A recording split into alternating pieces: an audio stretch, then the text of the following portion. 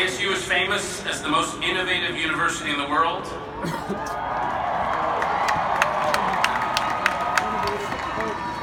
And I love the way you've revolutionized the commencement address.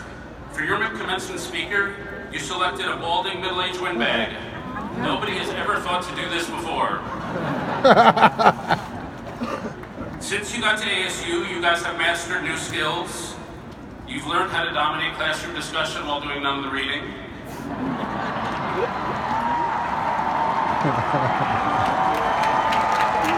lecture halls, you've mastered another skill.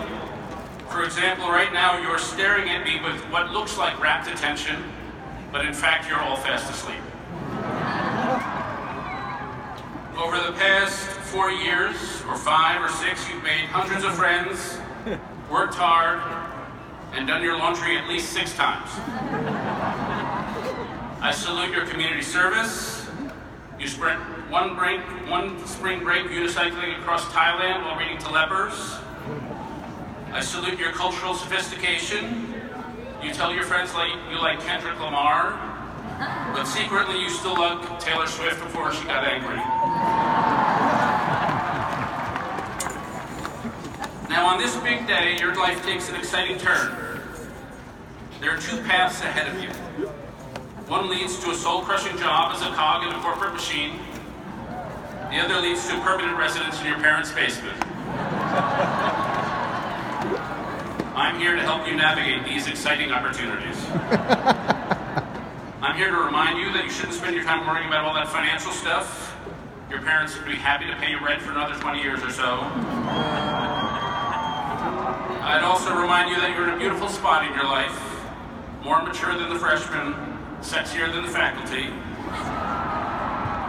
I spent the day at ASU, you're a lot sexier than the faculty.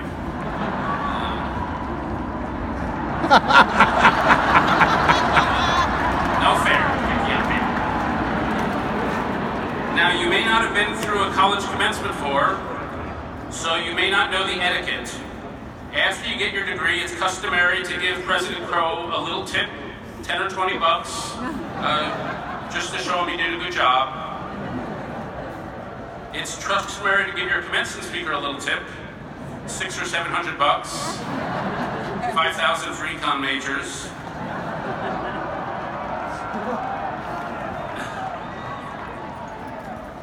Now this may be your first college commencement, but you probably know these addresses have a certain formula. The school asks a person who has achieved a certain level of career success to give you a speech telling you career success is not at all important. Then we're supposed to give you a few minutes of completely garbage advice. Listen to your inner voice. Be true to yourself. Follow your passion. Your future is limitless. Take risks. First, my generation gives you a mountain of debt. Then we give you career derailing guidelines that will prevent you from ever paying it off.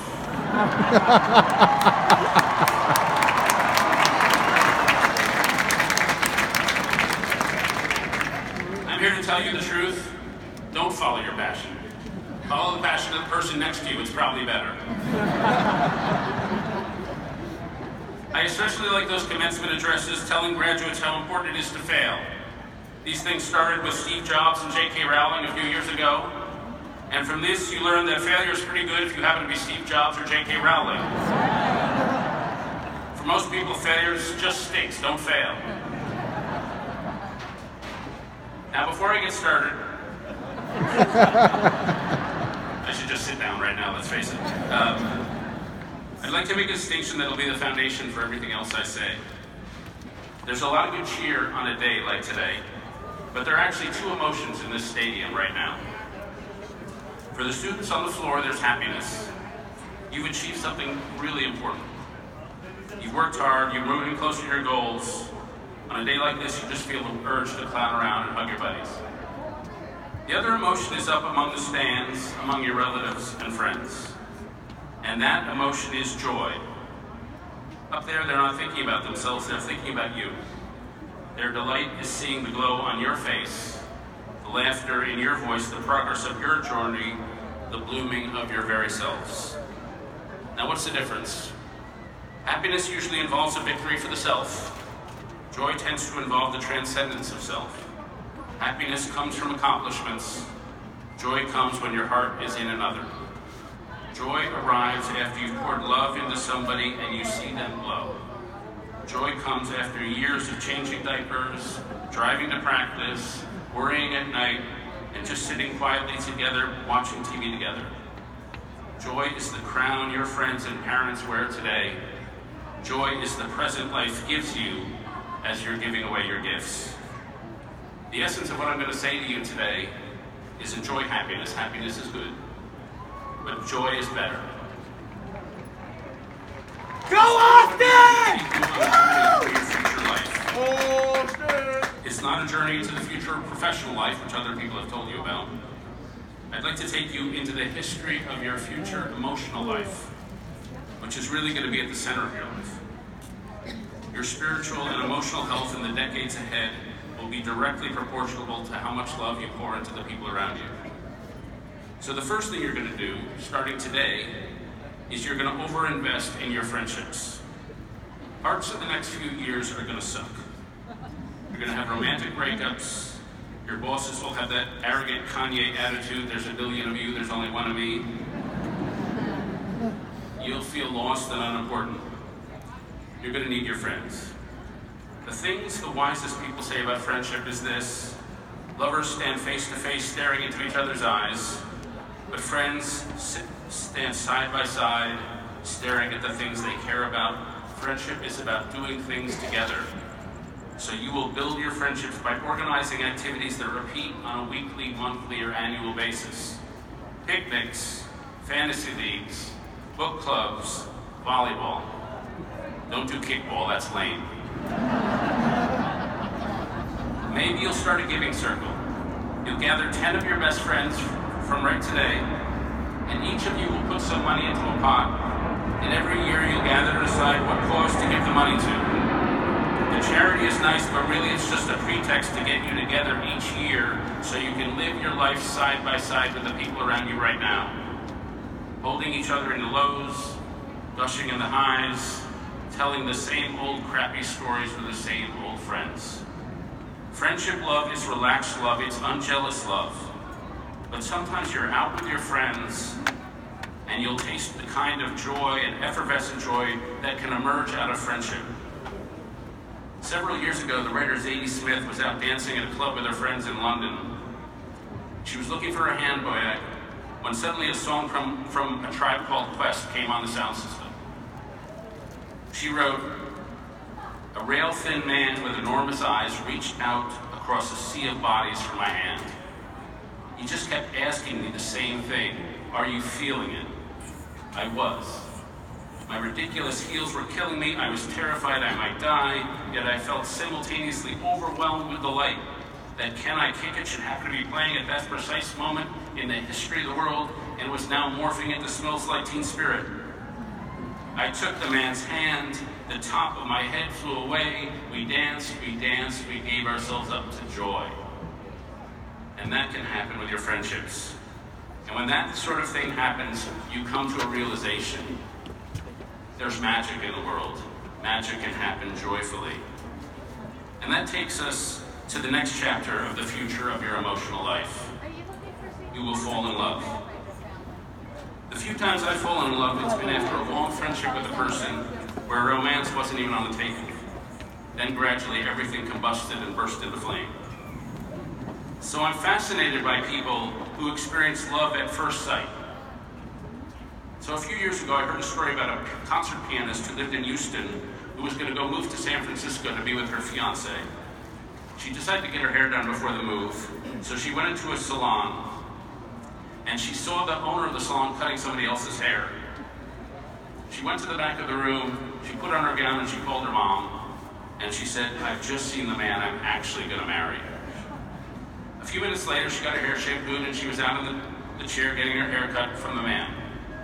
And he asked her a life story, and she said, "I'm a pianist, and I was going to move to San Francisco to be with my fiance, but I won't do it if you'll marry me." The proprietor looked down at his scissors and realized that he had never felt more free than he did at that moment, and he said, "It's a deal." And they were married the next year. Love humbles you because you're reminded you're not in control of your life. Love is an invading army that reorganizes your sleep patterns, your energy levels, your conversations, and your very thoughts. They say that love is blind, but love is the opposite of blind. It's ferociously attentive.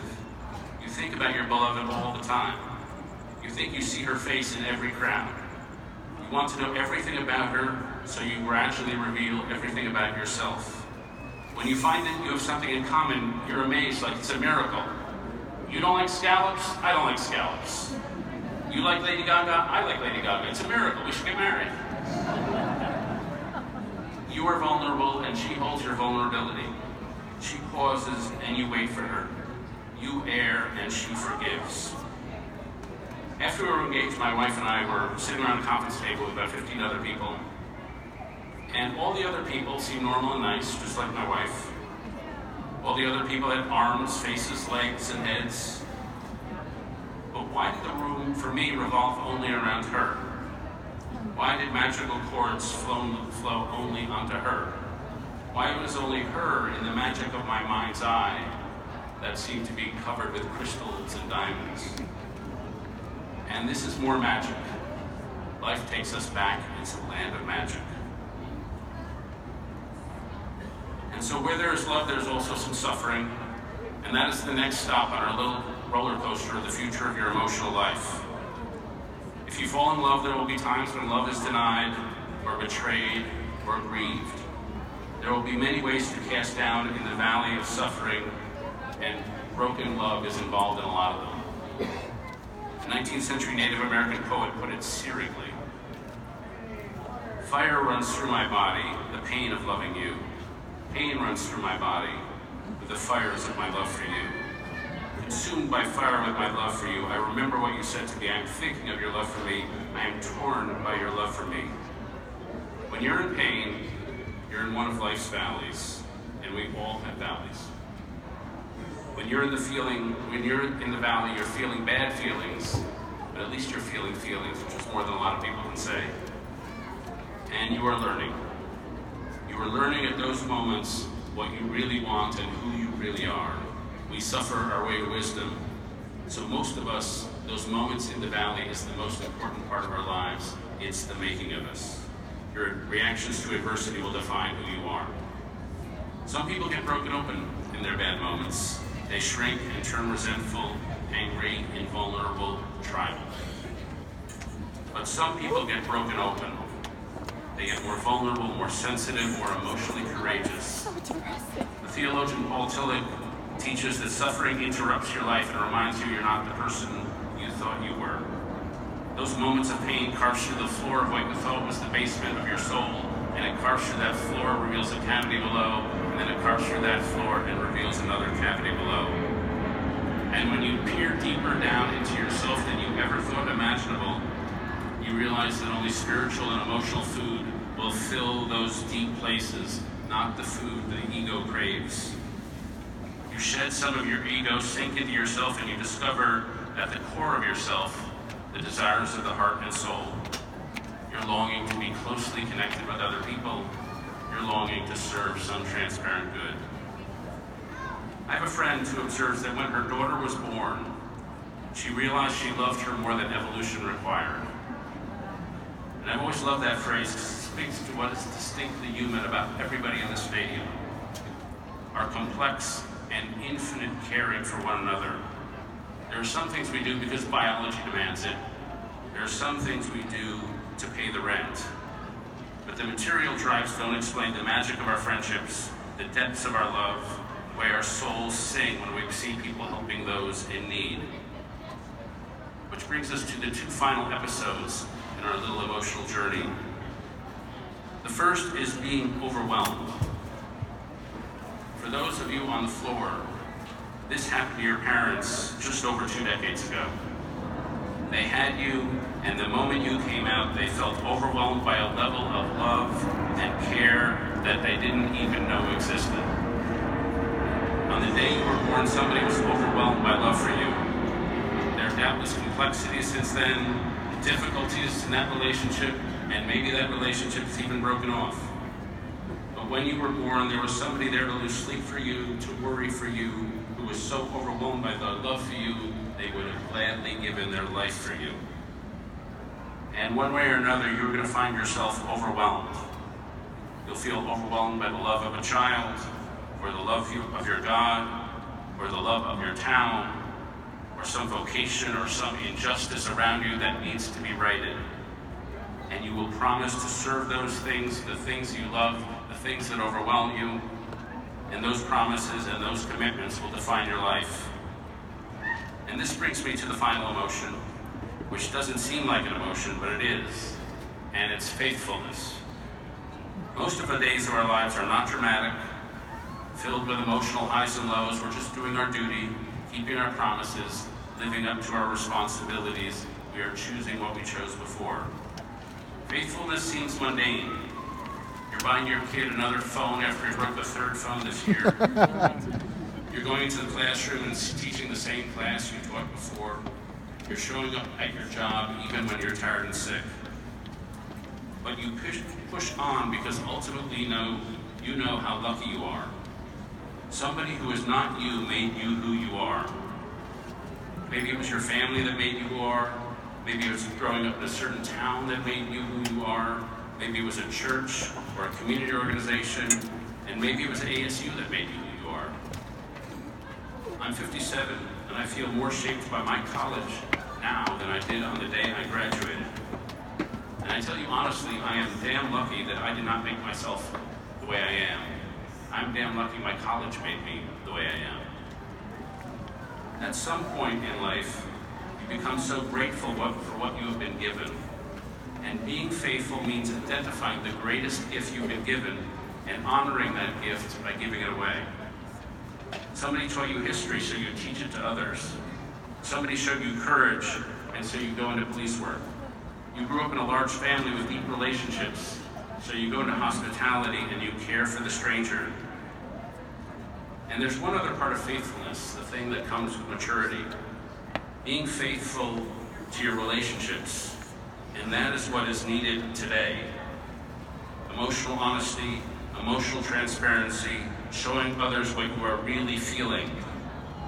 Believe me, in a time of division, a time of national valley, the greatest gift you can give to your country is emotional courage.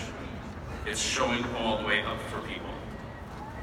We live in an age of social media.